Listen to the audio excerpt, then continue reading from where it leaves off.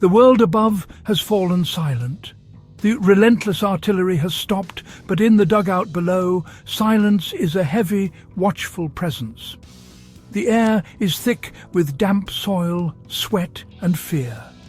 Shadows flicker in the candlelight, every sound amplified.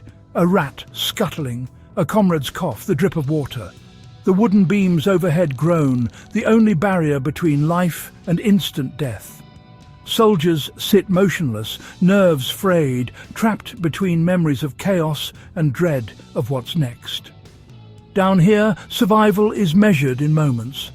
The psychological toll is immense. Days and nights blur, anxiety gnaws at resolve. The silence amplifies every threat. Each noise could mean discovery, each breath a reminder of their fragile existence. They wait for orders, for shelling, for the moment they must climb out and face the battlefield again.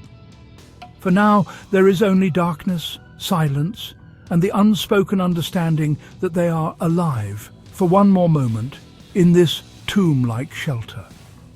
The air they breathe is precious, and soon they'll learn that what protects them from the storm above can also become their deadliest adversary. In this subterranean world, the greatest battle is often fought within the mind. The silence is not peace, it's a warning. Every breath is a gamble, and the true enemy may be the very air they share. The bunker shields from shrapnel, but creates a new invisible threat, the air itself. With every breath, oxygen dwindles and carbon dioxide rises, turning safety into a slow suffocation. Lethargy sets in, headaches throb, breathing grows laboured. Confusion follows, then unconsciousness, death without a shot fired. Candles and stoves, meant for comfort, consume precious oxygen, hastening the crisis. Even a small fire could turn the bunker into a deadly trap. Opening a vent risks discovery. Light, sound, or a glimmer could draw enemy fire. The soldiers are trapped, suffocate in silence, or risk death by revealing their position. The challenge is clear: how to bring in fresh air without inviting destruction. The air, once a friend, becomes the most insidious enemy. In the darkness, every breath is a countdown. Survival demands a solution. Desperation sparked ingenuity. Soldiers found a way to make the air move, silently, without machines. They harnessed convection. Warm air rises, cool air sinks. 2 pipes, one low for fresh air in, one high for stale air out, created a passive, self-sustaining ventilation system. Body heat and lanterns warmed the air, which rose and escaped, drawing in cool, oxygen-rich air from outside. No fans, no engines, just physics and necessity. This simple system flushed out carbon dioxide, replenished oxygen, and made the bunker livable. The bunker learned to breathe, mirroring the soldier's own struggle for life. Ingenuity turned a tomb into a sanctuary. The brilliance of these systems lay in their construction and camouflage. Soldiers improvised with whatever they had: ammunition boxes, ration tins, even hollow logs, to build ventilation pipes. Disguising vents was crucial: outlets hidden in tree stumps, inlets buried in rubble or thickets, all blending into the shattered landscape. The key was positioning: outlet high for warm air, inlet low for cool air, maximizing natural airflow. These passive systems worked around the clock, powered only by temperature differences. A well-designed setup could keep men alive for weeks, hidden from the enemy and safe from suffocation.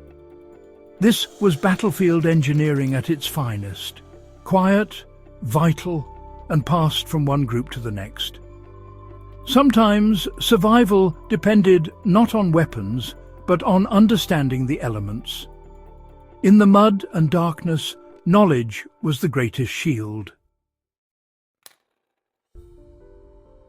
The lessons of wartime bunkers endure. Modern survivalists and off-grid builders use the same passive ventilation principles. Today's shelters use PVC pipes instead of ammo boxes, but the physics is unchanged. Powered fans are vulnerable, passive systems are silent, fuel-free and reliable as long as there's a temperature difference.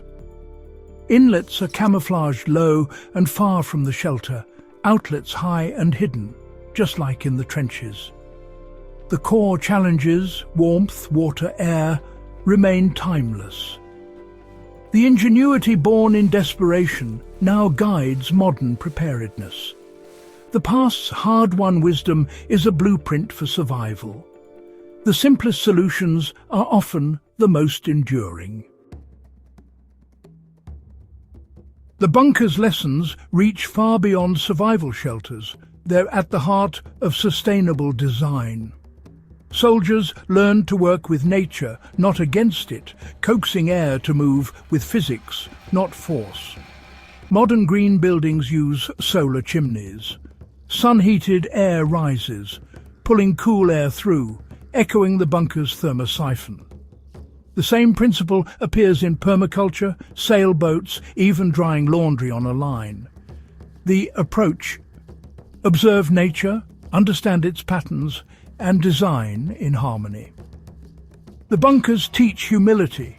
Technology must respect the laws of nature. The air, water, and climate that sustain us are not to be exploited, but understood. The soldier's legacy is ecological wisdom, resilience through partnership with the natural world.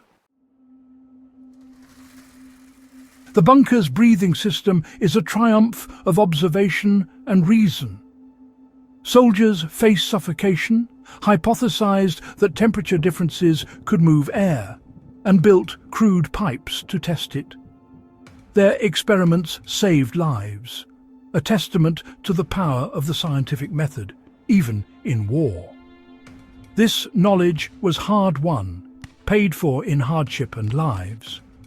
Each working system stood on the lessons of failed, tragic attempts. Remembering these systems honors those who perished and preserves their wisdom. In a world obsessed with complexity, the bunker's air system is a reminder. The simplest solutions can be the most effective. This is knowledge without patents or branding, just pure, functional survival. By sharing this story, we connect with a deeper narrative of resilience and adaptation.